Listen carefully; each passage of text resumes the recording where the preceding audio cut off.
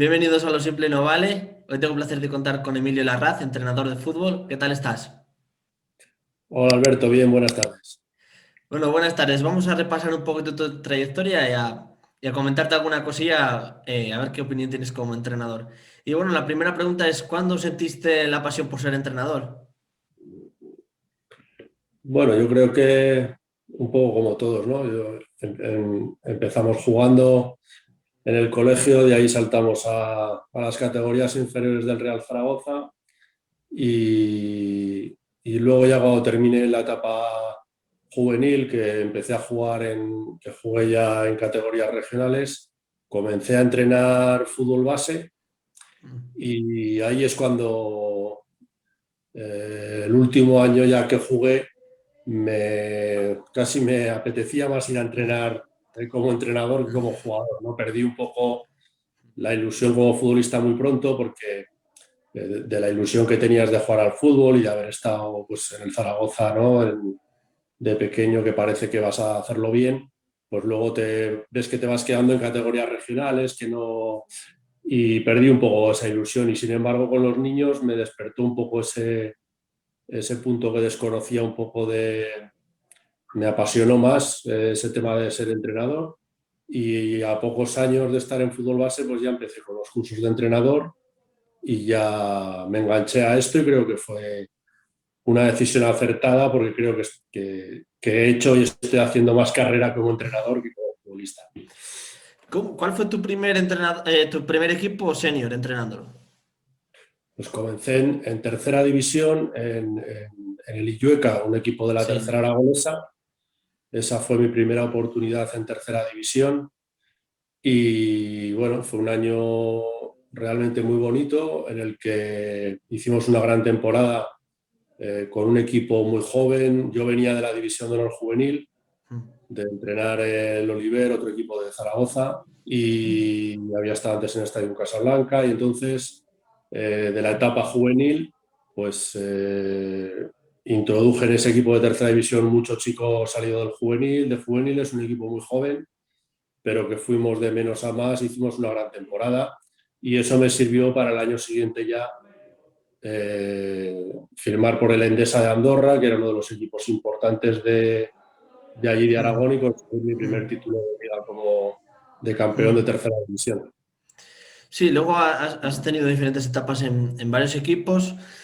Por el Andorra has tenido dos etapas. ¿Qué valoración haces de cada una de ellas? Mira, una de las cosas que sinceramente que más orgulloso estoy de mi trayectoria es que he repetido varias veces en varios clubes. Me ocurrió, estuve en Andorra 2 temporadas, marché luego al Principado de Andorra, donde estuve también 3 temporadas. Al volver fui a Sariñena, en tercera división siempre. De Sariñena volví a Andorra. En una etapa posterior he vuelto a Sariñena. En el filial del Real Zaragoza también he estado en 2 etapas. Quiero decir que en pocos espacios de tiempo, después de estar en una temporada en un club, se me ha vuelto a llamar para ofrecerme volver a trabajar en ese club. Y yo creo que eso es importante, ¿no? En el sentido de que creo que en los equipos para los que he trabajado, pues has dejado una cierta huella que invita a sus responsables a en un corto periodo de tiempo volver a desear que trabajes con ellos y eso me satisface mucho. Yo creo que estoy de acuerdo contigo. Si te vuelven a llamar es por algo, ¿no?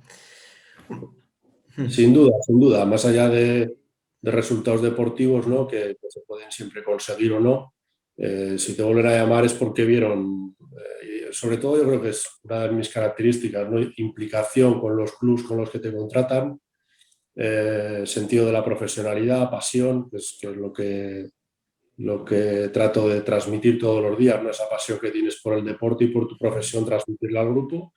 Y yo creo que esas cosas son bastante difíciles de esconder, ¿no? Y Sí. me alegra mucho que en esos sitios se haya valorado para llamarme en diferentes etapas. Has entrenado en filial como el Zaragoza y equipos que no tienen filiales, obviamente. los objetivos, la presión que tenías, ¿cómo era diferente de cuando tú te has visto en el filial a otras veces que estás en otros equipos con otros proyectos y con otras necesidades cuando te contratan a ti como entrenador? A ver, en los filiales siempre hay un poco esa disyuntiva, ¿no? De si es formativo. Yo ahí, incluso dentro del propio club, tenía un poco alguna discusión o puntos de vista diferentes. Hmm. Para mí un equipo filial ya no es fútbol formativo, ¿no? Fútbol formativo es la etapa de fútbol base en cada una de sus etapas, desde benjamines hasta juveniles, pero un equipo que está compitiendo en segunda división B como filial o en tercera división, que están entrenando con el primer equipo, que están un poco a caballo, yo creo que es fútbol absolutamente competitivo y ahí de lo que se tiene que tratar de observar es si realmente toda esa formación que han ido adquiriendo les, les permite luego ser lo suficientemente competitivos para ser futbolistas profesionales o no, ¿verdad? Entonces yo la etapa en el equipo filial la tomé de forma bastante competitiva y con no mucha diferencia en ese aspecto respecto a otros equipos de segunda B que he dirigido, ¿no? Pero quizá la diferencia, pues quizá pues en la forma de dirigirte a los chicos, pues son chicos más jóvenes y que también hay que entender que están todavía ahí sí a nivel de madurez, quizá más en formación y que se van a equivocar más más que en el juego, se van a equivocar en decisiones personales que pueden tomar, en actitudes que toman de vez en cuando, y ahí sí que creo que hay que estar un poco más encima de ellos, ¿no? Pero a nivel de trabajo y competitivo, yo creo que hay que exigirles ya que demuestren realmente, si realmente están preparados para la alta competición o no. Tenía buena estructura de cantera el Zaragoza y se veía el primer equipo de oportunidades a los jugadores. A ver, la estructura ha existido siempre. Yo ya te digo que me crié allí en las categorías inferiores y estructura ha habido siempre, ¿vale? Lo que ha cambiado en función un poco de las necesidades del club muchas veces ha sido la atención que se le ha prestado desde el club a la cantera, lo que se le ha dotado de medios, unas veces más y otras menos, y todo esto ha ido en función muchas veces de las necesidades del primer equipo, ¿no? Normalmente cuando el Real Zaragoza ha tenido momentos históricos importantes, ¿no? Con equipos muy importantes que han ganado títulos, el acceso de los futbolistas de la cantera era tremendamente complicado y había un poco como, no una barrera, pero sí, bueno, parece como que íbamos un poco cada uno por un lado, la ciudad deportiva por un lado y al club profesional por otro, ¿no? Y en otros momentos, como en este, por ejemplo, en el que el Real Zaragoza lleva ya muchos años en segunda división con un problema económico muy importante, sin que ese problema económico les haya permitido invertir mucho en la ciudad deportiva, pero sí que pusieron al frente de la ciudad deportiva gente canterista, gente que cree en la cantera aragonesa y han demostrado que evidentemente el producto de la ciudad deportiva que ha sido siempre extraordinario porque y cuando se le ha necesitado como ahora están demostrando que están al nivel de cualquier otra cantera para poder surtir de jugadores al primer equipo.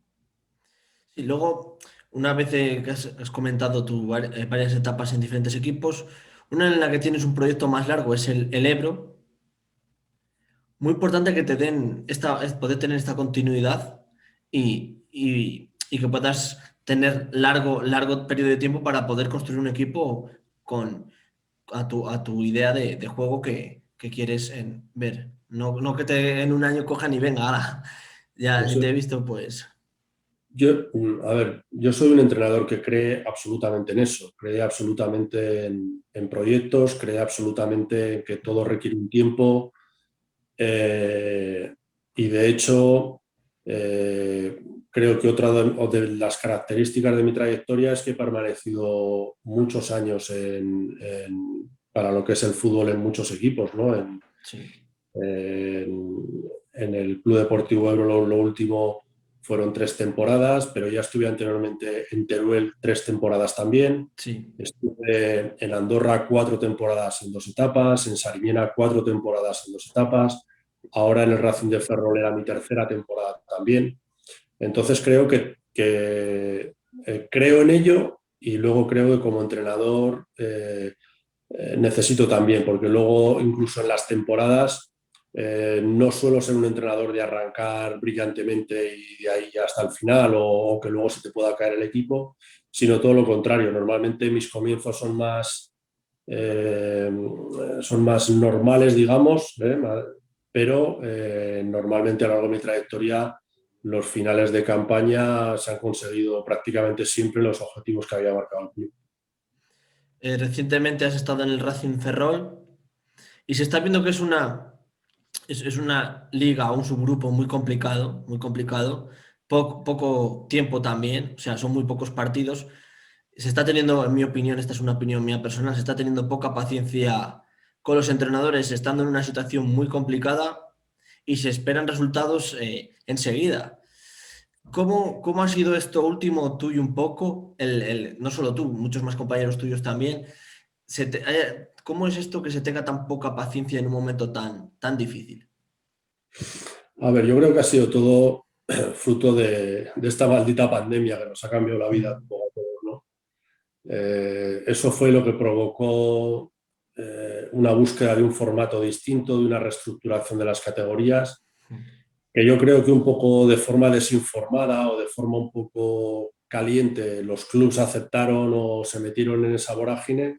Yo creo que cuando pasen los años los clubes se darán cuenta de la barbaridad que se cometió, no ya en una reestructuración de la segunda B, que yo creo que era necesaria y que era necesaria ir abriendo un poco etapas entre el fútbol aficionado y el fútbol profesional, profesionalizar más la segunda división B, pero hacerlo en un formato express como este me parece una absoluta barbaridad porque equipos con proyectos importantes, equipos que se están jugando un capital importante en una temporada en la que no hay ingresos además, eh, en muy pocos puntos, en 2 puntos, 3 puntos, 4 puntos, ganar un partido, perderlo, puede hacer que un equipo pierda un par de años pierda 2 categorías y por lo tanto pierdas 2 años de un proyecto, ¿no? O de una etapa que llevas. Y yo creo que esto es lo que ha influido poderosamente en cometer la absoluta barbaridad de que en 13 jornadas de campeonato que llevamos, creo que somos 34, 33, Era 34 muchísimo, sí. entrenadores los que han sido destituidos en Segunda División B. Eso me parece una auténtica barbaridad que no tiene, es una sin razón, pero que ha sido un poco provocada por todo esto, ¿no?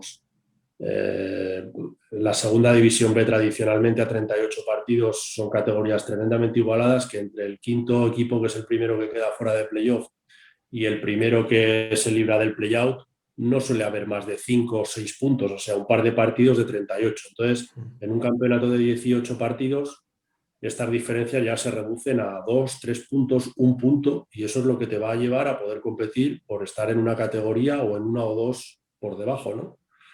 Y esto es lo que ha provocado estas prisas, incluso en el Racing de Ferrol, que era mi tercera temporada, y una de las cosas que yo siempre, cuando hablaba con compañeros o hablaba con un poco de este proyecto, más énfasis ponía era, y lo que más me gustaba era el proyecto a medio o largo plazo que tenían, un proyecto con calma, un proyecto en que jamás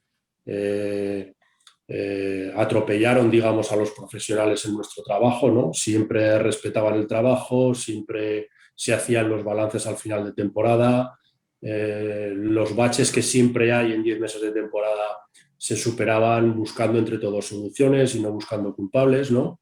Y al final eso nos llevó a conseguir siempre los objetivos que nos marcamos, ¿no? El primer año también se pasaron dificultades, pero al final se fue campeón de liga y se ascendió. Y el segundo temporada pues se pasaron por dificultades, pero se terminó en una zona tranquila, superando bien la temporada, ¿no? Y yo creo que este año íbamos también por el camino de poder haber conseguido el objetivo pues, de estar en ese grupo de los mejores, pero llega un momento determinado, cuando estábamos a 3 puntos de ese objetivo y con un partido menos, pues bueno, entraron un poco estos nervios que le están entrando a todos los clubes. Más que dudar de tu capacidad, yo quiero entender que ellos se ven un poco como en la obligación de que si al final sale mal y no han hecho nada, pues les queda un poco la conciencia de que no tomaron ninguna decisión, ¿no?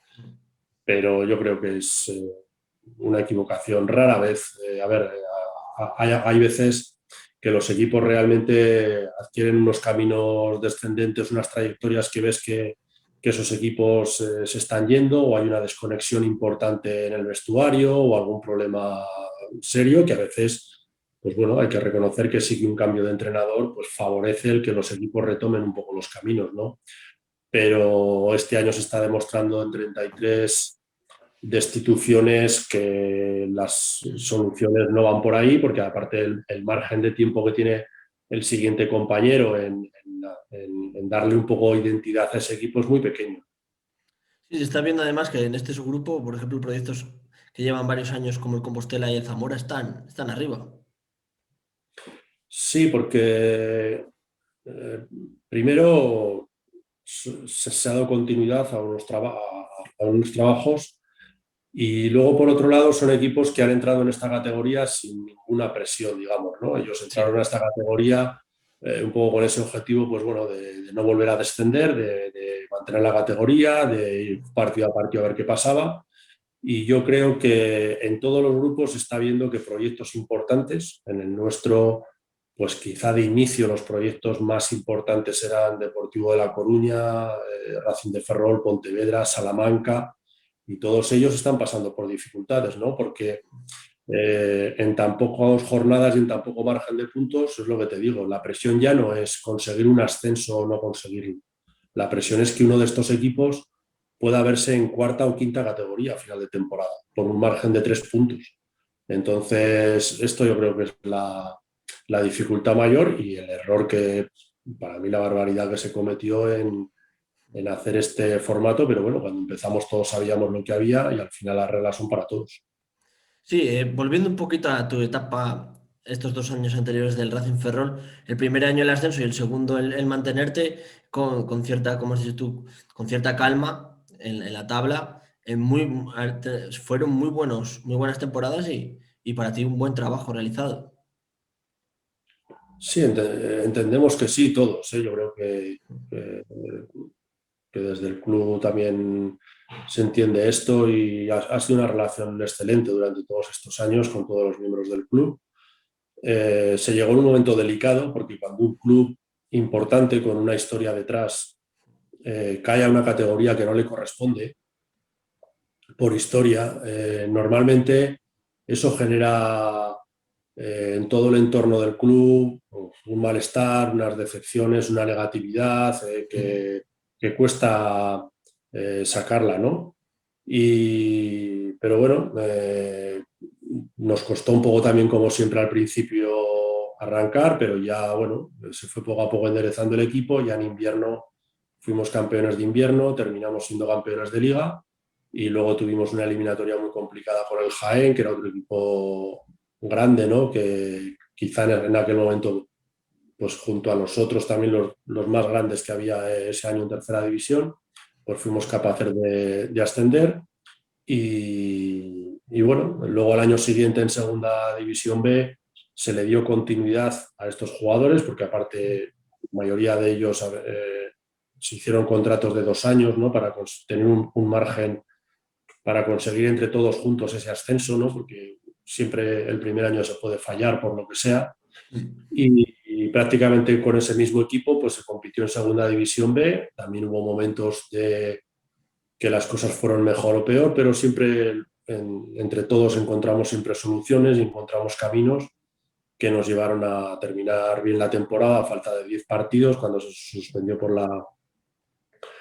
la pandemia, pero sí, en general, muy satisfecho del trabajo y este año que se había dado un paso adelante en cuanto a, yo creo, en cuanto a confección de plantilla y en cuanto a rodear a la plantilla también de un mayor potencial, tanto de riqueza de cuerpo técnico como de medios. Yo creo que se estaba haciendo un buen campeonato. Yo creo que el comportamiento del Racing de Ferrol para todos sus rivales era de que era un equipo eh, con un buen trabajo detrás, con buenos futbolistas, con una idea clara de juego, pero bueno, luego ha ido todo muy igualado. Todos los partidos se resuelven por muy poca diferencia de goles, por jugadas aisladas, y en ese sentido yo estoy convencido que a 38 partidos hubiéramos estado en ese playoff, Estoy convencido de que el grupo hubiéramos podido terminar entre los mejores, pero cuando los márgenes de tiempo se acortan, pues Sí, lógicamente el nivel de aleatoriedad o de azar que tiene el componente del fútbol como todo juego crece y estás más expuesto. estoy de acuerdo con lo que estás diciendo. Y ahora centrándome un poco más en la faceta como entrenador, una vez repasado tu trayectoria, un equipo entrenado por ti, ¿qué estilo de juego es al que juega? Bueno, realmente tengo una trayectoria bastante larga y he dirigido equipos de diferentes tipos, ¿no? Tanto Mm. chicos jóvenes en filiales, equipos más veteranos, dentro de la segunda B, equipos más modestos, equipos grandes dentro de la segunda B.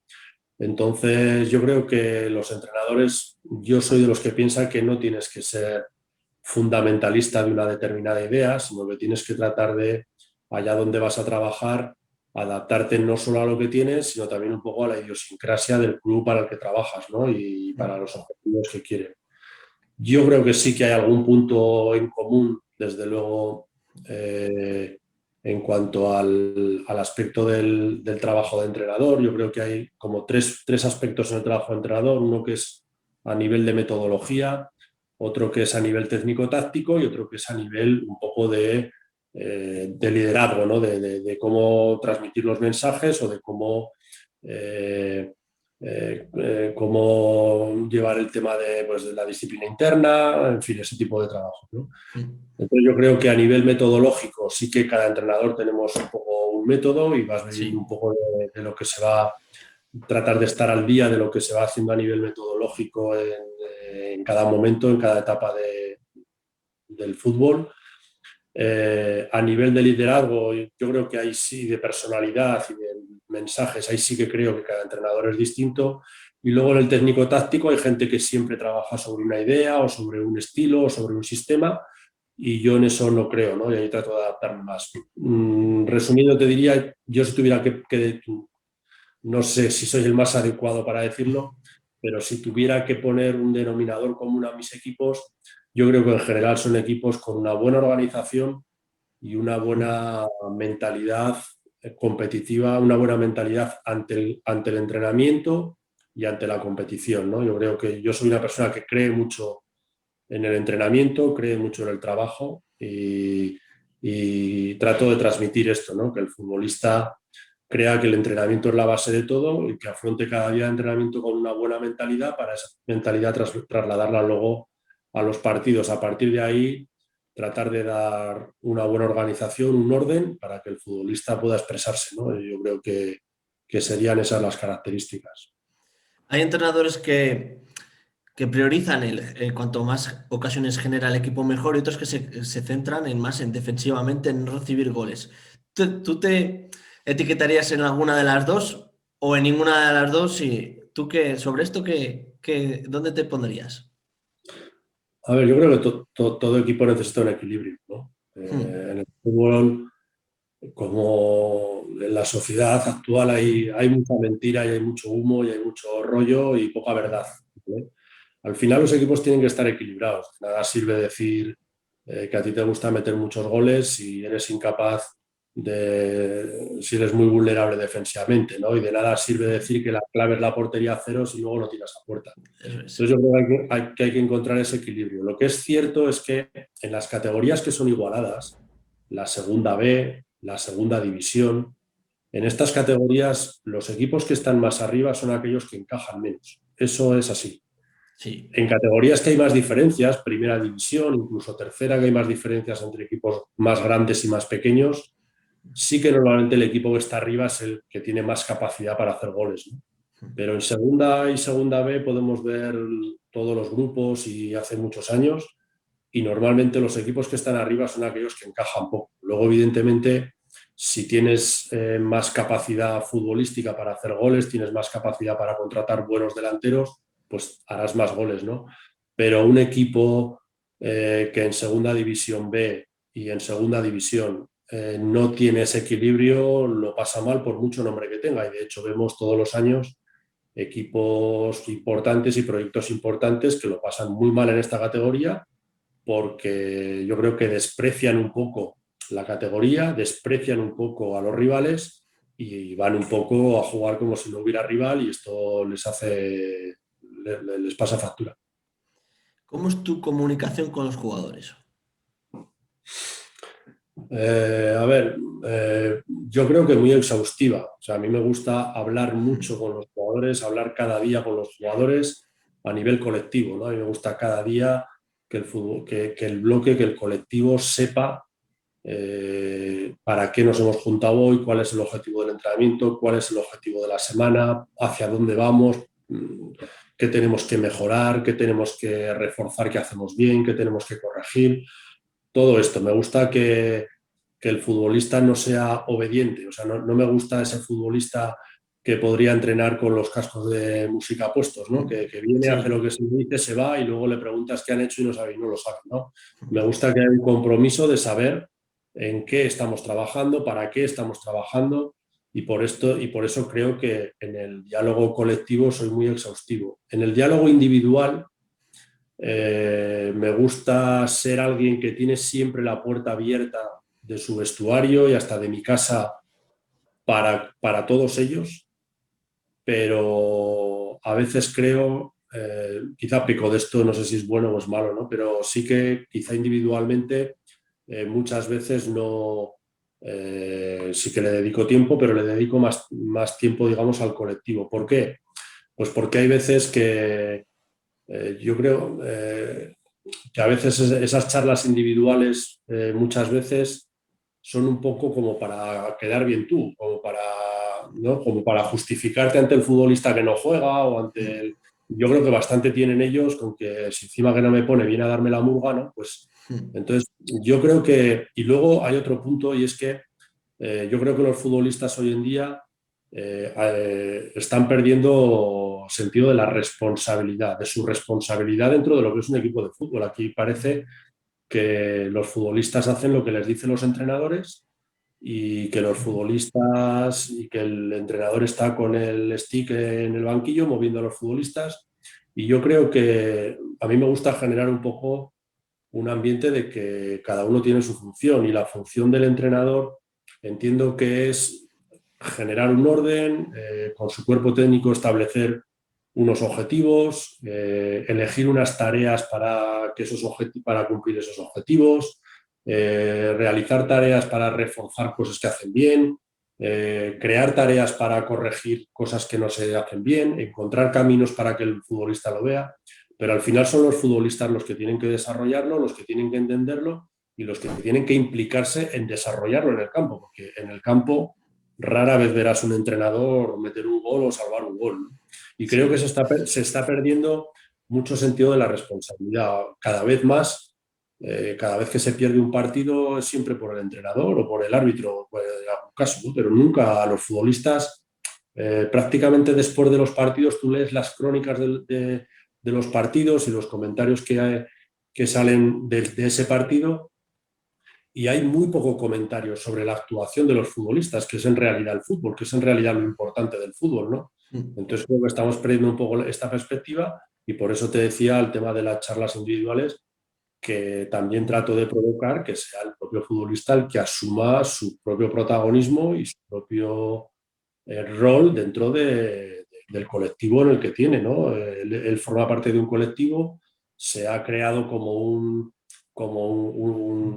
una base sobre la que edificar ese colectivo, pero luego en ese edificio tienes tú que tratar de que salga de ti el ser protagonista y el participar no solo del juego, sino de generar el ambiente adecuado, ¿no? Y muchas veces se está esperando que sea siempre el cuerpo técnico el que vaya detrás de los futbolistas. Yo creo que esto no es bueno. Yo creo, yo creo, en una parte opino también como tú. Has estado en diferentes equipos. ¿Alguna vez has tenido que asumir, aparte de la función de entrenador, te has querido meter o te han ofrecido el entrar en otras áreas, aparte solo de limitarte como entrenador? Por ejemplo, como director deportivo o alguna cosa. ¿Te has visto en esto en algún equipo de los que has entrenado? Sí, sobre todo en tercera división sí, porque Mm, normalmente en tercera división, ahora ya más, pero hace años en tercera división no había directores deportivos, entonces prácticamente los entrenadores son un poco los que hacían los equipos, ¿no? Me ha tocado muchas veces pues un poco hablar con el club sobre más o menos qué presupuesto teníamos para futbolistas y organizarte tú un poco siendo tú el que llamabas a futbolistas para tratar de traerlos hacia el equipo, ¿no? Luego ya en segunda vez siempre me ha tocado trabajar ya con direcciones deportivas, que ahí pues bueno, pues siempre hay un intercambio de ideas, siempre se pide opiniones sobre futbolistas o tal, pero al final la responsabilidad y el conocimiento del mercado es de ellos, ¿no? Pero sí, en categorías más bajas o en equipos más modestos sí que me ha tocado prácticamente tener yo que confeccionar las plantillas. Cuando te toca a ti confeccionar esas plantillas, ¿era positivo por el hecho de que tú fichabas a jugadores teniendo en cuenta que tú eres el entrenador y los fichabas teniendo en cuenta también tu idea de juego? ¿O era al final, era meterte un poco en berenjenales, por así denominarlo, el tener que además de desarrollar tu trabajo como entrenador, el tener que estar un poco como director deportivo, haciendo fichajes, conversando con clubs, también teniendo en cuenta el presupuesto que tienes? A ver, en principio, como idea de trabajo, que el entrenador esté en eso no es bueno. No es bueno primero porque te desgasta mucho. Tienes que estar durante el verano configurando una plantilla y cuando comienzas a entrenar con esa plantilla ya llevas un desgaste importante de tener que haber hablado pues con 100 jugadores para firmar 20, ¿vale? Luego, si el entrenador tiene que entrar en ese tipo de negociaciones, pues también se produce un cierto desgaste personal, ¿no? Aunque en esas categorías, pues las cantidades ya tampoco son tan importantes, ¿no? Pero evidentemente ya hay un desgaste que yo creo que no es el adecuado, ¿no? Pero sí que es verdad, hay otro lado positivo y es que al final el entrenador eh, se juega su temporada con sus futbolistas, ¿no? Entonces sí que tú buscabas un poco, tanto a nivel futbolístico como a nivel de personalidad, futbolistas que creías que iban a ser más afines a tus ideas y a lo que tú les ibas a pedir, ¿no? Incluso reclamabas normalmente futbolistas que ya habían trabajado contigo y que sabían un poco lo que te podían dar. Hoy en día, las secretarías técnicas, los departamentos de dirección deportiva, los directores deportivos, evidentemente facilitan mucha labor al entrenador en ese desgaste inicial que te decía, pero también es muy importante que haya mucha conexión entre la dirección deportiva y el entrenador, porque si al final lo único que se convierte, que también es una tendencia actual, a que el entrenador se encargue de trabajar sobre la plantilla que le ponen, evidentemente ahí empieza a haber conflictos habitualmente siempre, ¿no? ¿Por qué? Porque el director deportivo con su buena voluntad, con el presupuesto que tenía, él entiende que ha hecho la mejor plantilla que podía hacer. Y tú como entrenador enseguida vas a empezar a decir que ves defectos de plantilla, que hay que me falta esto, que me falta lo otro, que este jugador Sí. no me gusta, no me encaja. Entonces, claro, si hay una conexión, una coordinación buena entre la dirección deportiva y el entrenador, pues evidentemente entiendo que es la situación ideal, ¿no? Pero si va cada uno por un lado, pues ya empiezas con conflictos desde el primer día. Y bueno, y la última pregunta que te quiero hacer, el próximo equipo que te entrenes, ¿qué proyecto te tienen que ofrecer para que Emilio Larraz lo coja? Uf, pues no lo sé, no lo sé. Desde luego creo que, a ver, ahora tengo muy reciente la última destitución y esto siempre genera una cierta decepción, una cierta frustración profesional y te hace cuestionarte muchas cosas, ¿no? Si merece la pena, todo el esfuerzo, todo el sufrimiento, todo. Pero bueno, pasan los días y luego eres entrenador y te sientes entrenador y yo estoy seguro que volveré a entrenar. No sé a quién, pero volveré a entrenar. Pero sí, lo que fundamentalmente, aparte de que tienen que encajar piezas para, pues un poco también a nivel familiar, a nivel de, ¿no? De dónde sea ese equipo, de poder organizarnos un poco. A nivel profesional, lo que sí que evidentemente me gustaría, porque es lo que siempre me ha atraído, es un proyecto, es una cierta idea dentro de lo que es el fútbol, que todos sabemos que es muy difícil prever algo a cierto tiempo, pero sí que me siento muy cómodo y muy identificado con un proyecto, ¿no? Con no solamente que tengas la sensación de que te firman porque estás en el mercado, porque has hecho cosas en otros equipos y te firman, pero bueno, a ver si sale bien. Y si no sale bien, pues lo quitaremos y pondremos a otro, ¿no? Que a mí me gustaría que el equipo que me contratara haya analizado mi perfil, tenga claro qué es lo que yo puedo aportar a ese proyecto Mm. y que se me contrate por eso, ¿no? Que no se me contrate porque Emilio Larraz suena en el mercado. Así ya me acuerdo que estuvo en no sé qué equipo y me suena, vamos a ficharlo, a ver si hay suerte, ¿no? Sino que tuvieran claro Mm. que creen ellos que yo puedo aportar realmente a un proyecto, porque yo me voy a involucrar desde el primer día y creo que ahí es donde voy a sacar lo mejor de mí como entrenador, ¿no? Pero bueno, luego imagino que eso es lo que deseo y luego pues veremos un poco lo que nos lleva el destino y el futuro. Bueno, pues muchas gracias por la entrevista. Espero que tengas un proyecto como tú deseas y mucha suerte en el futuro y, y te reitero las gracias por tu tiempo y por compartir conmigo este rato. Pues gracias a ti, Alberto, por tener la iniciativa de dedicar un espacio de fútbol así, que me parece que es interesante, que demuestra también tu pasión por el fútbol y que yo creo que ayuda, pues que contribuye también, ¿no? A un mayor conocimiento más global de lo que es el mundo del fútbol.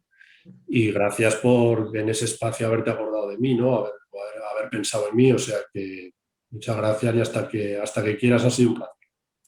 No te preocupes que en el futuro estoy seguro de que volvemos a tener otra entrevista. Pues lo dicho, muchísimas gracias y un abrazo enorme. Muy bien, un abrazo. Nos vemos, adiós. Adiós.